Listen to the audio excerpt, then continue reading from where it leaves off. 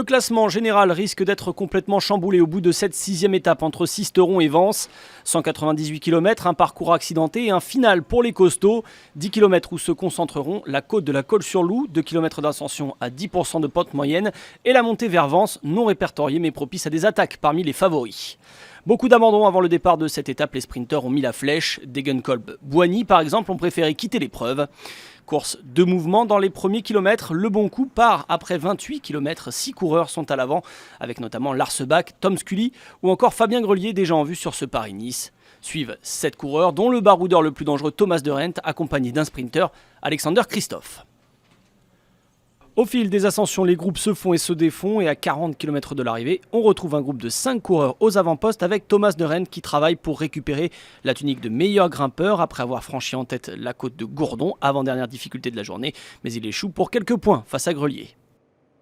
Dans la plaine, avant l'emballage final, le peloton a repris tous les fuyards, il reste alors 25 km pour faire exploser la course. Dans la côte de la Colle-sur-Loup, les favoris prennent les choses en main. Simon Yates semble le plus fort parmi les outsiders et passe en tête cette dernière difficulté de la journée. Dans la descente, Wout Poels chute et abandonne. Le deuxième du général quitte la course. Devant, Tim Wellens a rejoint Simon Yates et les deux hommes tentent de distancer le peloton. Le peloton des favoris qui est groupé à 3 km de l'arrivée. Rudy Mollard, lui, tente sa chance à moins de 2 km. Le coureur de l'équipe Groupama FDJ va résister aux autres favoris pour s'imposer à Vence. Tim Wellens passe la ligne en deuxième position devant Julien Alaphilippe. Luis Leon Sanchez conserve son maillot jaune.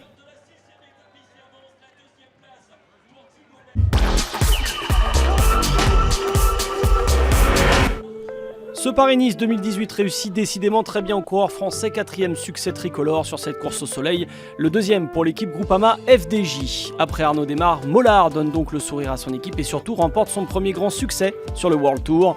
Cette année, il a seulement réalisé 2 podiums sur le Tour La Provence et sur le Tour du Haut-Var.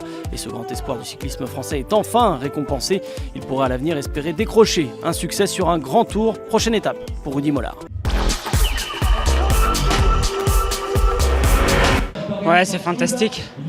Apporter une seconde victoire sur ce Paris-Nice à Groupama FDJ, c'est ma première victoire en World Tour.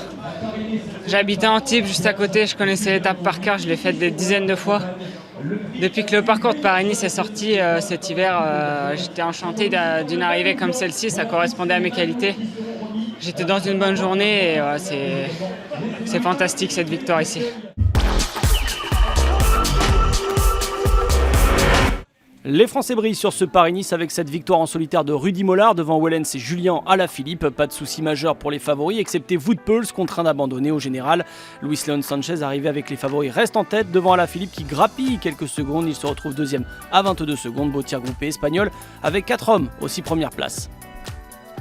Demain, nouvelle étape pour les grimpeurs entre Nice, où l'on reviendra dimanche, et Val-de-Blore-la-Colmiane, station du Mercantour dans les Alpes-Maritimes. Pour finir cette étape, il s'agira d'avaler 16 km à plus de 6% de pente moyenne, avec avant cela 3 côtes de première et deuxième catégorie, de quoi faire des écarts au classement général pour les favoris, et pour les baroudeurs d'aller décrocher un succès de prestige au bout des 175 km du parcours.